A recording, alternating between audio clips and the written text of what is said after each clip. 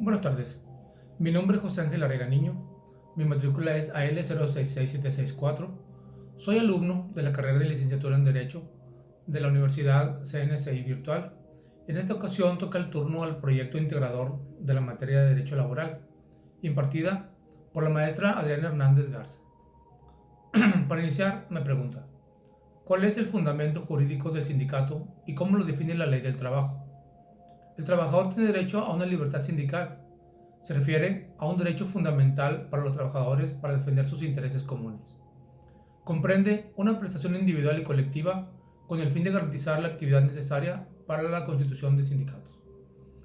El artículo 365 de la Ley Federal del Trabajo del 2019 define un sindicato como una asociación de trabajadores o patrones que fue constituida para el estudio, el mejoramiento y la defensa de sus respectivos intereses. ¿Cuáles son los requisitos legales que debe atenderse para la constitución de un sindicato? Para la creación de un sindicato de forma jurídica y legal, se debe pasar por un proceso de constitución y registro que está regulado por los artículos 365 y 364 de la Ley Federal del Trabajo 2019. La constitución del sindicato debe constar por escrito en un acta de asamblea. La asamblea está compuesta por los empleados que están formando el sindicato. Dicha asamblea deberá dictar sus estatutos. Esto significa que tienen que definir sus reglas internas de operación, así como asignar un nombre para el grupo y elegir una directiva. Es decir, el órgano mediante el cual se gobernará y administrará el sindicato. En la mesa directiva solo podrán estar los colaboradores que pertenezcan al sindicato. Una vez finalizado el proceso de constitución, será necesario registrar el sindicato ante la Secretaría del Trabajo y Previsión Social o las juntas de conciliación y arbitraje. Es necesario que el sindicato sea conformado por 20 trabajadores en servicio activo, esto es, que se encuentren empleados al momento de formar el sindicato. Es preciso reunir los siguientes requisitos. Los requisitos para el registro del sindicato son copia autorizada del acta de la asamblea constitutiva que se realizó, lista con el número, los nombres y los domicilios de los integrantes, además incluir el nombre y el domicilio de los patrones, las empresas o los establecimientos con los que se prestan los servicios, copia autorizada de los estatutos que fueron establecidos y copia autorizada del acta de la asamblea en la que se eligió la directiva. ¿Qué beneficios y obligaciones tienen los trabajadores que pertenecen a un sindicato? Los beneficios se consiguen mediante las negociaciones entre la directiva del sindicato y el patrón. El sindicato siempre contará con los paros laborales o los movimientos laborales, como lo son las huelgas. Asimismo, los empleados sindicalizados también poseen otros derechos como el acceso a parques recreativos, los precios preferentes en determinados comercios y los paquetes vacacionales a costos económicos. Por otro lado, las obligaciones que los trabajadores tienen con su sindicato no están expresamente señaladas por la ley, pero es posible asumir que se limiten a las cuestiones esenciales como son asistir a las asambleas y cumplir con el pago de las cuotas sindicales.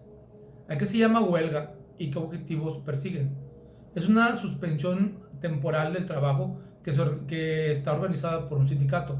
Cuando los empleados cesan sus labores para exigir sus derechos conforme a la ley, entonces la huelga será considerada legal y funcionará como medio de presión por parte del sindicato para que el patrón responda a sus peticiones. El artículo 450 de la Ley Federal del Trabajo 2019 señala los siguientes objetivos de la huelga: celebrar un contrato colectivo de trabajo, revisar los contratos colectivos de trabajo, exigir el cumplimiento de un contrato colectivo de trabajo, demandar el pago de utilidades, lograr un equilibrio entre los factores de la producción, apoyar a otra huelga buscando conseguir algunos de los objetivos legales anteriores. ¿Qué requisitos debe cumplir una huelga para que surta efectos legales?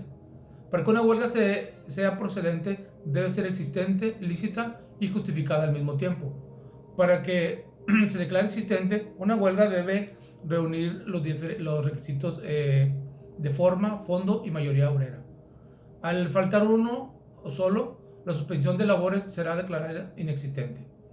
La huelga se convierte en ilícita cuando la mayoría de los integrantes ejecuta actos violentos contra las personas o las propiedades.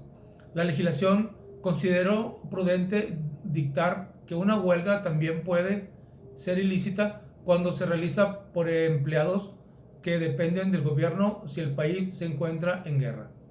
El artículo 446 de la Ley Federal del Trabajo 2019 menciona que la huelga justificada corresponde a la suspensión de labores por motivos imputables al patrón. Se declara huelga injustificada cuando se demuestra la inexistencia de los objetivos que se persiguen. Se declara huelga injustificada cuando se demuestra la inexistencia de los objetivos que se persiguen con una huelga, además de que la suspensión de labores incumple los requisitos de la huelga y el trabajador no presenta motivos legítimos para realizarla. Requisitos de forma de acuerdo a los artículos 920 y 923 de la Ley Federal del Trabajo 2019. Es necesario reunir cierta formalidad para que los colaboradores realicen sus peticiones conforme a derecho, los cuales corresponden a los motivos por los que quieren iniciar la huelga. El requisito de mayoría obrera indica que una huelga deberá estar respaldada por la mayor parte de los trabajadores, que forma al menos el 51 colaborador, 50% más uno colaborador más estén dispuestos a iniciar la suspensión de labores durante el tiempo contemplado. Requisitos de fondo de la base. La base y la motivación de una huelga deben constituir sus objetivos. Por lo tanto, ayudarán a redactar y cumplir el requisito de fondo. Conforme a lo anterior, el pliego petitorio reunirá los requisitos establecidos en el artículo 920 de la Ley Federal del Trabajo 2019 para solicitar al patrón una contestación a las solicitudes de los trabajadores en menos de 48 horas. ¿Qué tipo de trabajos especiales se contemplan en la Ley Federal del Trabajo y en qué consisten? Los principales trabajos especiales que se contemplan en el título sexto de la Ley Federal del Trabajo son los siguientes. Trabajadores de los buques. Los trabajadores de los buques son los individuos que laboran en embarcaciones que ostentan la bandera mexicana, de tal manera que en esta categoría se incluye el capitán, los marineros. Por lo tanto, sus derechos son aplicables ya sea que se encuentren en el puerto o en alta mar, siempre y cuando sus trabajadores estén relacionados con la embarcación. Trabajadores de la aeronáutica. Los empleados de las tripulaciones aeronáuticas son individuos cuya labor se desempeñan a bordo de las naves aeronáuticas que posean matrícula mexicana, como lo son aviones, avionetas y helicópteros, ya sean comerciales o privados. Deportistas profesionales. Son las personas que practican un deporte y forman un contrato de trabajo con un club o empresa para representar a nivel profesional. Actores y músicos. El artículo 304 de la Ley Federal del Trabajo especifica lo siguiente. Se trata de personas que interpretan papeles, canciones, hacen doblajes, locución o actos de entretenimiento, ya sea de teatro, cines, centros nocturnos, circos, programas de radio o televisión. Practican en salas de grabación o locales donde se transmiten fotografías o reproducen su imagen, voz e interpretaciones. Los actores y los músicos pueden pertenecer a sindicatos formados por ellos mismos, como es en México la existencia de la Asociación Nacional de Actores, que es la ANDA. Otros trabajadores son los trabajadores del hogar, las personas que de manera remunerada realiza actividades de cuidado, aseo o asistencia al hogar, conforme al marco de una relación laboral que no aporta el empleador en beneficio económico directo. Para estos trabajadores existe un salario mínimo que se actualiza anualmente, el cual es fijado por la Comisión Nacional de los Salarios Mínimos, CONASAMI. Trabajadores de restaurantes, bares y hoteles. La ley contempla a estos empleados como personas que laboran en restaurantes, bares y hoteles en el apartado de trabajos especiales debido a las siguientes cuestiones. Dada la naturaleza de su empleo, reciben propinas que deben ser consideradas como parte de su salario, lo cual será la base para el resto de las prestaciones. Para ello puede realizarse un promedio de las propinas obtenidas cada mes. Las propinas son para y solo para los empleados, por lo que el patrón no tiene comisión de ellas. El patrón debe proporcionar una alimentación saludable dentro del centro de trabajo y de esta manera concluimos esta pregunta. El patrón La siguiente pregunta es, ¿cuáles son las autoridades laborales que existen en México y de qué se encarga cada una? Bueno, la Junta de Conciliación y Arbitraje son las autoridades judiciales laborales que se encargan de impartir justicia en las relaciones de trabajo por medio de la paz social y la armonía. Para ello, utilizan la conciliación y el arbitraje para garantizar la seguridad jurídica, la transparencia y la certeza en la resolución de los conflictos laborales. Tienen una integración tripartita representada representantes del gobierno, trabajadores y patrones.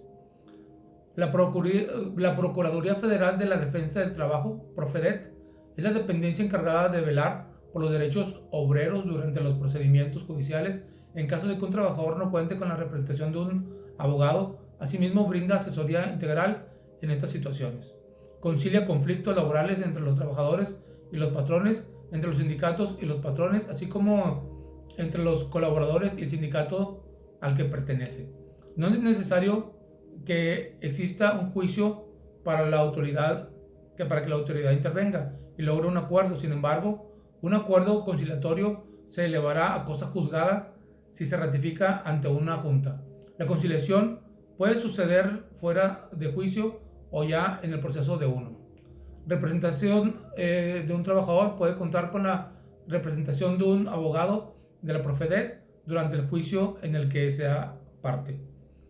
La Secretaría del Trabajo y Previsión Social es una institución administrativa, vigilante y sancionadora que se encarga de diversas actividades administrativas en materia laboral, las cuales son obligaciones de la Federación a fin de fomentar los empleos, garantizar condiciones de trabajo adecuadas, velan por el cumplimiento de la normativa laboral y, en su caso, sancionan su incumplimiento de manera administrativa.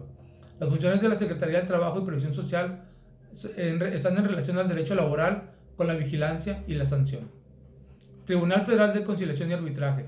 Ante la necesidad de que existiera un organismo que decidiera sobre las problemáticas laborales de los servidores públicos, surgió el Tribunal Federal de Conciliación y Arbitraje.